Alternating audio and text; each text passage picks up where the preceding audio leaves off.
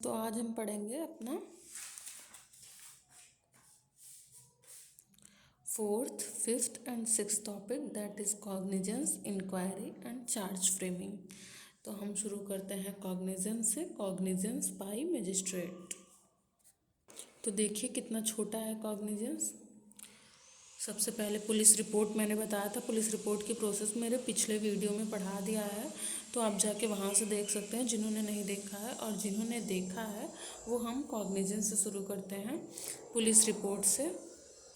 तो ये लिखा हुआ है, पुलिस में continue the investigation called further investigation.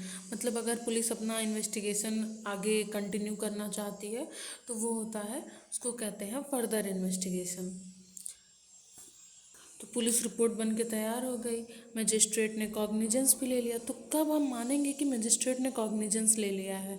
जब मजिस्ट्रेट अपना जुडिशियल माइंड उस केस में अप्लाई करने लगेगा। Magistrate apply his judicial mind.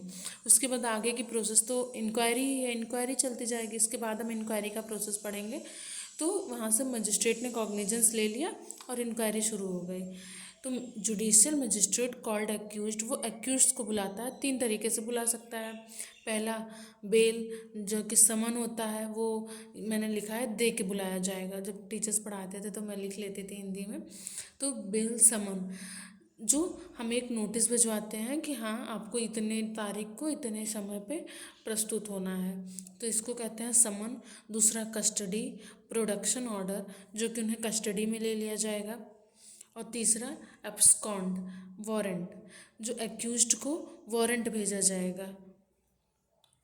अब हम आते हैं इंक्वायरी पे। तो ये हमारा फिफ्थ टॉपिक है।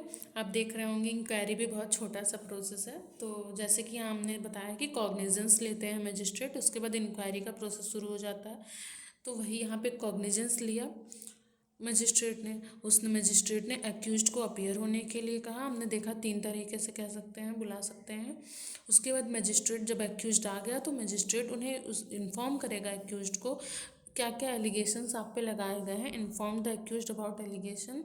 उसके बाद जो जो डॉक्यूमेंट्स हैं वो सारे एक्यूज्ड को देगा, हैंड ओवर करेगा। उसके बाद हियरिंग के लिए एक डेट फिक्स करेगा। उसके बाद उस हियरिंग पे चार्ज फ्रेमिंग होगा कि ये चार्जेस आप पे लगाए जा रहे हैं। तो हमारा प्रोसेस पूरा होता है इंक्वायरी का। अब हम आते हैं चार्ज फ्रेमिंग पे। तो आप देख रहे होंगे ये भी छोटा है, तो let's come on the charge framing.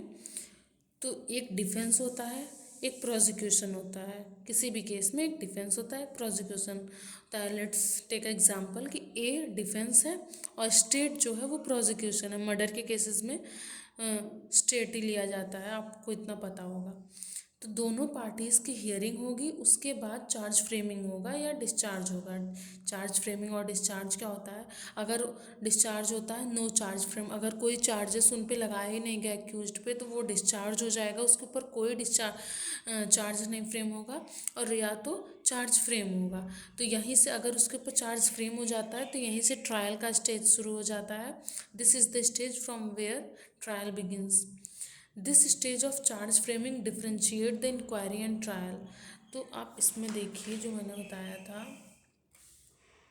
Inquiry and trial, ये चार्ज फ्रेमिंग इसी के बीच का प्रोसेस है जो कि इंक्वायरी और ट्रायल को डिफ्रेंशिएट करता है। Charge framing is a part of inquiry, inquiry का पार्ट माना जाता है चार्ज फ्रेमिंग को। तो आई होप आपको समझ में आया होगा। आज हमने कवर किया है तीन टॉपिक, जो कि है कॉग्निजेंस, इंक्वायरी और चार्ज फ्रेमिंग। तो अगर आपको समझ में नहीं आया तो आप प्लीज़ कमेंट सेक्शन में बताइएगा, बाकी मैं आपको समझाने की पूरी कोशिश करूँगी।